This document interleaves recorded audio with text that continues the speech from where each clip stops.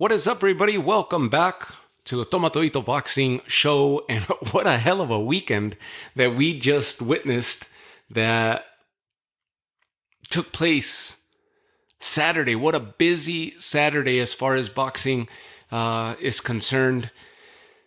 Both daytime and nighttime. The fight that took place out in Riyadh is the one that we're going to talk about here. And then, of course, later on in the evening, out in San Diego, California, there was multiple titles that were on the line. One interim, one full version. Titles on the line out in Riyadh earlier in the evening, and titles that changed hands. What an amazing event that they put out in Saudi Arabia. Just to start. Let's cover the undercard first, and then we'll focus on the main event. On the undercard out in Riyadh, one of the fights that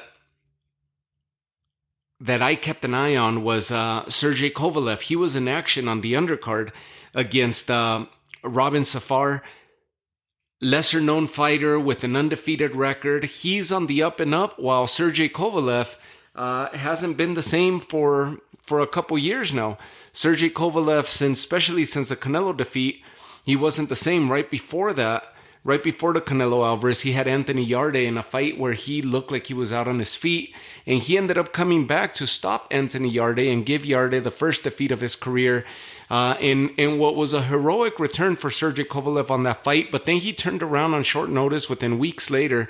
I think it was like a 6-week turnaround, or maybe, I don't think it was a full 2 months, but it was a short turnaround where he ended up going from, maybe it was a little bit longer.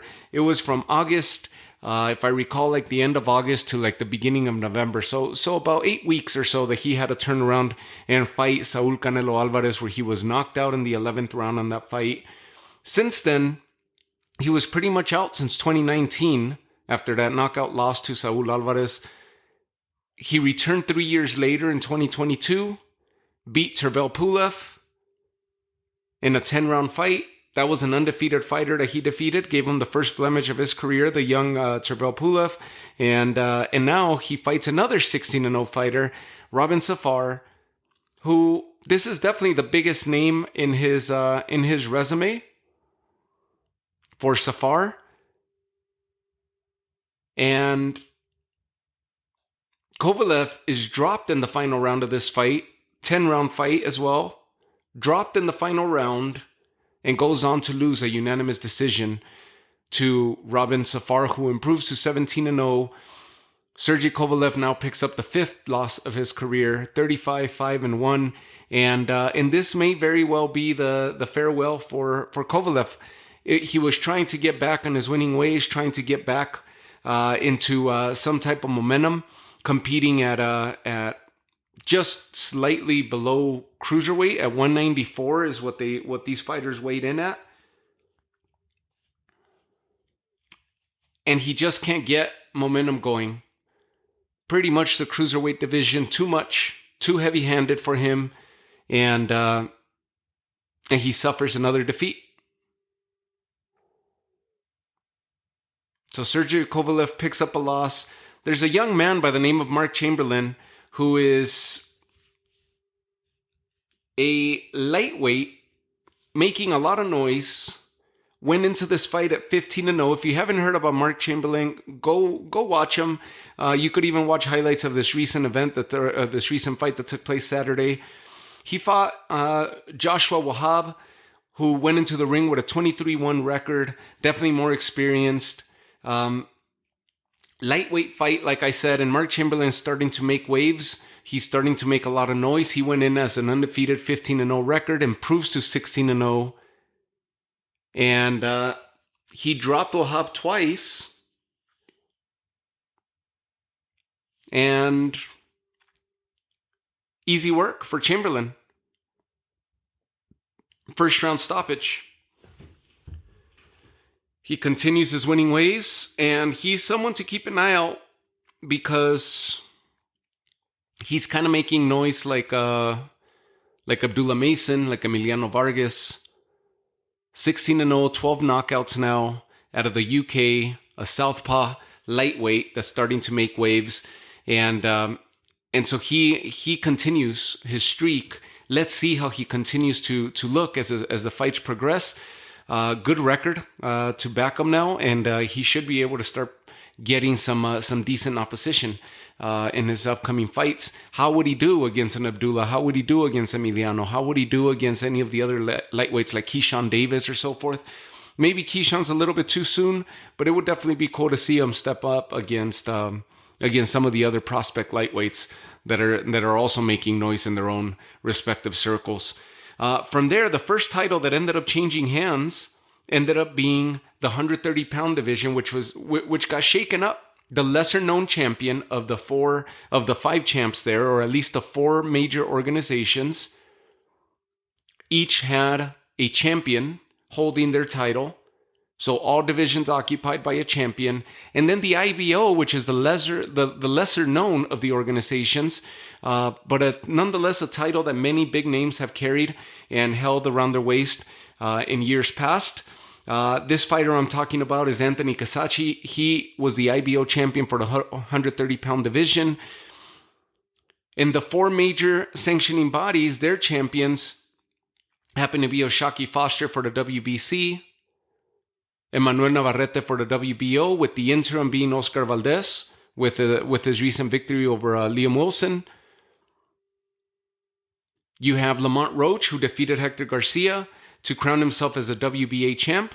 And then Joe Cordina was the IBF champ, putting his title on the line against Anthony Cacace's IBO title. Two titles on the line for this one. The IBF, obviously one of the four major sanctioning bodies.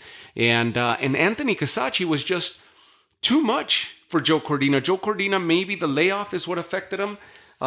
Just didn't look himself. Just couldn't get his rhythm going. Had some decent moments in the fight. But we haven't seen him since November, so it's not a huge layoff that he's had. Nonetheless, it seemed to... I don't know. I don't know if ring rust played a role or not. Anthony Cacace, by the same token, had been off for a year, I believe. He wasn't active since last May.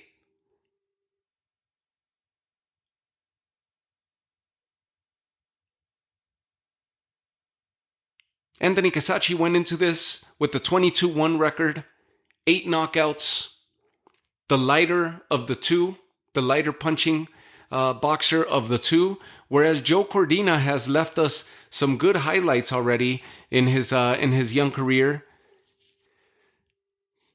But Cacace, he's not the biggest power puncher either, but when he puts his punches together, Joe Cordina causes a lot of damage. He was a favorite to win this fight. He was just off rhythm and couldn't figure out the awkward style of Anthony Cacace. Anthony Cacace would have an in and out style where he would press and then stay away, then get on his bike, and then come in with major combinations, with 4 or 5 punch combinations, where it kept throwing off the continuous switching of pace and rhythm by Anthony Cacace is what caught Joe Cordina off, and it kept them off at bay the majority of the fight. Anthony Cacace eventually covered the ground, invaded the space of Joe Cordina, and once he was in there, he was connecting. He was throwing a lot of power at Joe Cordina, eventually ends up shaking him up and getting him out of there. In the 8th round, the fight is called as Joe Cordina is stopped on his feet. He was dropped in the 3rd round. Cacace moves into this with 7 knockouts going into this fight, whereas Cordina had 9 knockouts to his record. Both in similar places in their career, Anthony Cacace shook up the landscape of a 130-pound division by dethroning the current champion in Joe Cordina, lifting that title, and now announcing himself as a top dog in the 130-pound division. So now we have Lamont Roach, O'Shaquie, Emmanuel Navarrete, and Anthony Cacace. Joe Cordina loses his title, is stopped suffers the first defeat of his career. Man, that was an exciting fight. That's the one that got the rhythm going for the fans and got the fans on their feet. From there, another big punching fight. It was actually nothing but heavy hitters here going forward.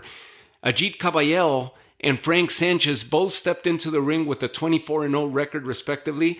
And both heavy-handed punchers, both put on a show. They put on a hell of a performance back in December in the Day of Reckoning, which is where all the heavyweights, or the majority of heavyweights, were active on that card. Amazing performance by these two. And Agit Kabayel, who is coming off that victory against Makhmudov in December. That was a shocker of a fight where he stops Makhmudov, the heavy-handed giant, stops him in the 4th round in December, goes on to defeat Frank Sanchez and knocks him out as well. Stops him in the 7th round. That was one of the fights. The Joe Cordina and Cacace fight got people reeling already. They got them on their feet, standing ovations, and then this fight was just a heavy-handed slugfest between these two, where Kabayel was just beating Frank Sanchez to the punch, and Frank Sanchez, who possesses very good boxing pedigree, was unable to keep up with the onslaught of Agit Kabayel. Kabayel is living his best moment right now, improves to 25-0, where Sanchez drops to 24-1. Remember, Sanchez was coming off that great stoppage win in December on the same card as Kabayel when he stopped Makhmudov. Sanchez stopped Junior Fa in the 7th round, and now he stopped. He gets stopped in the 7th round. Just months apart.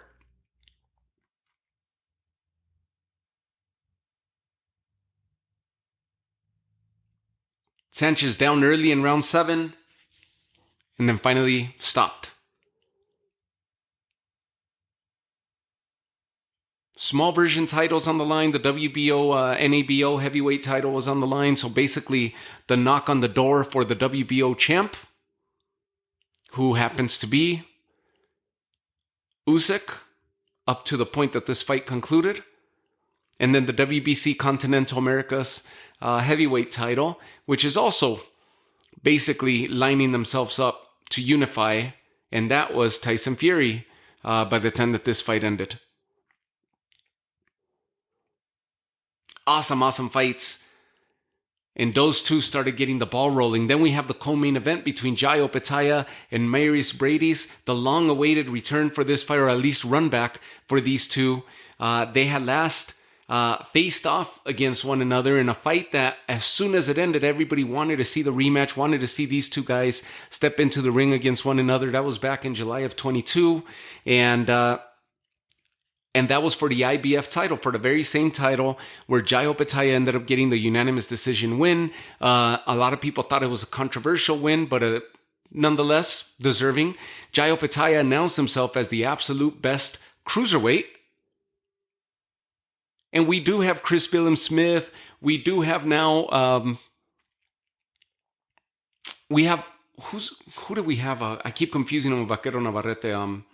Zurdo Ramirez, who just crowned himself as a champion in the cruiserweight division. But since then, Jai Opetaia went on to beat Jordan Thompson and then Ellis Zorro with a nasty knockout back in December. Same card, Day of Reckoning, that we were just mentioning. And now they finally got to run it back. Huge rematch. This is a fight that had everybody so excited because it was going to be the co-main event to the biggest fight in heavyweight history, at least of this century, the early part of the century. Mairis Breidis looks like he might be retiring after this fight. He started putting on some good work on Jai Opetaia, definitely in the championship rounds where it looked like he was going to capitalize and get Jai Opetaia out of there. He didn't. He busted him up and busted him up really good. Both of them were just bloodied. They caught each other with some heavy leather. Jai Opetaia ends up getting the unanimous decision win over Mairis Breidis once again, regains his IBF title. Remember, in protest, he dropped the title because the IBF wasn't willing to sanction his fight against Elisoro and take part in that Day of Reckoning card. They had other plans for him. Jai Opetaia dropped the belt. Now the IBF realized what a big name Jai Opetaia is and what mistake they did. They end up throwing the title on the line now that it involved Mairis Breidis. And of course, they wanted to be involved with one of these two. And whoever wins this fight, in my opinion, Mairis Breidis, even though he's on the back end of his career, and Jai Opetaia, still, whoever would have won this fight would have been the face of the cruiserweight division, in my opinion. And Jai Opetaia has now defeated Mairis Breidis by unanimous decision for a second time. And in my opinion, he is the face of the cruiserweight division. That was a fight that came down to the end. Those championship rounds were exciting. And Jai Opetaia survives the late onslaught of Breidis, remains undefeated, 25-0. Breidis gets the third defeat of his career, 2 to Jai Opetaia. And the first loss of his career came at the hands of none other than Oleksandr Usyk when they fought each other in the cruiserweight division.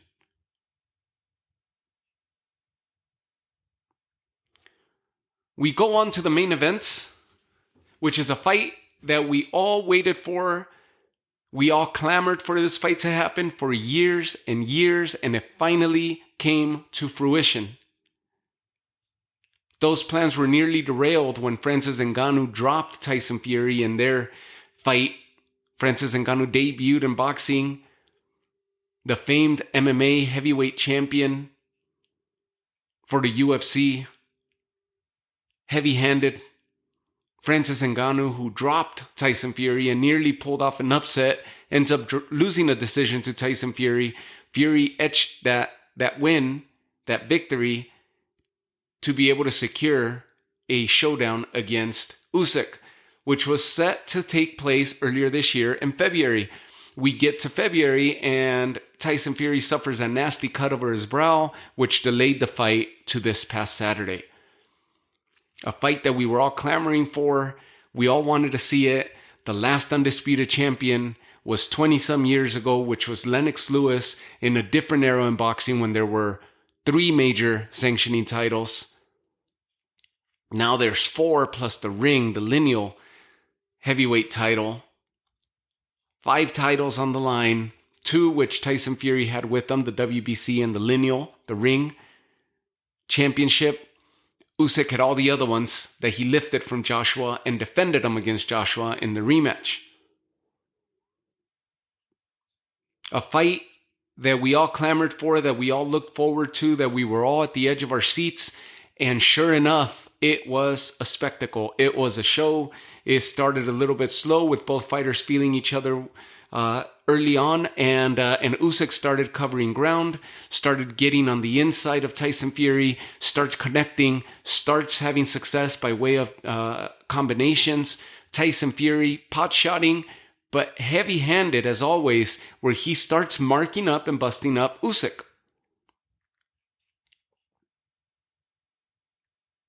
Both fighters had a lot of success. And it was a you-pick-em type of fight where Usyk started dominating the early portion of the fight. Tyson Fury would have moments, but definitely looked to be the more relaxed, showboating, talking to the crowd, signaling to the crowd, just really into it. And he felt like he had momentum on his side and he was putting on a show where Usyk was all business all the time, continue to go forward, take the fight to Tyson Fury, and by round 9, he nearly got him out. In the opinion of the majority opinion from fans, commentators, what have you, everybody feels that the fight should have been stopped and that Tyson Fury was out on his feet on that corner when his mouth was plopped open and he's staring right to the ceiling, right to the sky, and he is out against that corner with the ropes in the corner holding him up. They give him a standing 8. The referee allows the fight to continue and the round ends, saved by the bell. Usyk had to cover ground, not let Tyson Fury recover. 10th round was a big survival round for Tyson Fury. The fight goes all the way to the end.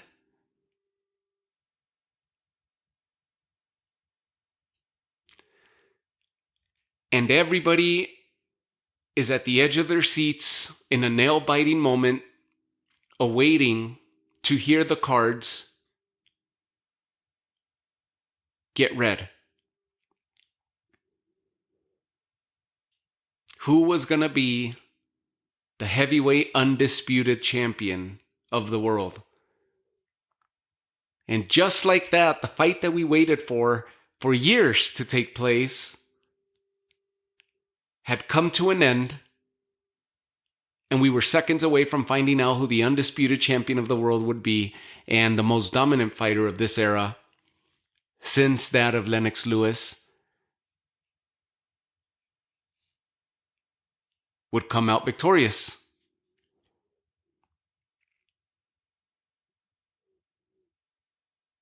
The cards, Mike Fitzgerald reads 114, 113 for Oleksandr Usyk. Craig Metcalf, 114, 113 for Tyson Fury. And Manuel Oliver Palomo, 115, 112, awarding the split decision and the undisputed championship or title to none other than Oleksandr Usyk, who accomplishes this feat for the second time in his career. Remember, this whole four-belt era started with Bernard Hopkins, who was defeated by Jermaine Taylor. Then we would go years until it would be accomplished again, where Terence Crawford accomplished it in the lightweight division at 140, which competition was light at that time. Nonetheless, he completed the feat. And then Oleksandr Usyk did it in 2017, if I'm correct, in the cruiserweight division. Dominant. He moves on to heavyweight from that point. Then Josh Taylor, Canelo Alvarez, Jermell Charlo at 154. Then we had Naoya Inoue, Devin Haney, Crawford accomplishing it for the second time in his career.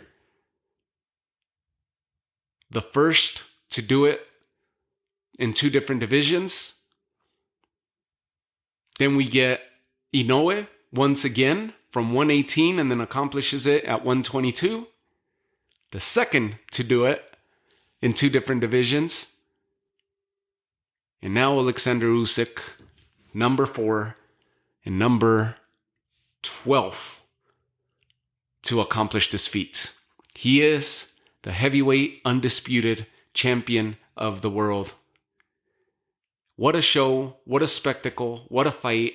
There is a mandatory rematch clause or a rematch clause in the contract. I don't know about mandatory. I may have gotten out of wing with that one. But there is a rematch clause that was written into the contract for both fighters. And Tyson Fury looks like he's going to be exercising that. And that should take place sometime in September or October. Tyson Fury says he's interested. Oleksandr Usyk, interested as well. Where else does he go? If you guys saw an interview that I had with Bernardo Osuna this past weekend, because I was out in San Diego at the Navarrete Berinchik as this fight was taking place. So on Friday, I actually had the interview with Bernardo Osuna, the ESPN commentator and Hall of Famer himself. And we were talking about this, and I asked him, I'm like, if Tyson Fury wins, we know that we're clamoring to see the one fight that everybody's been wanting to see is him against Anthony Joshua at the Wembley for all British glory. But if Usyk wins, where does he go next?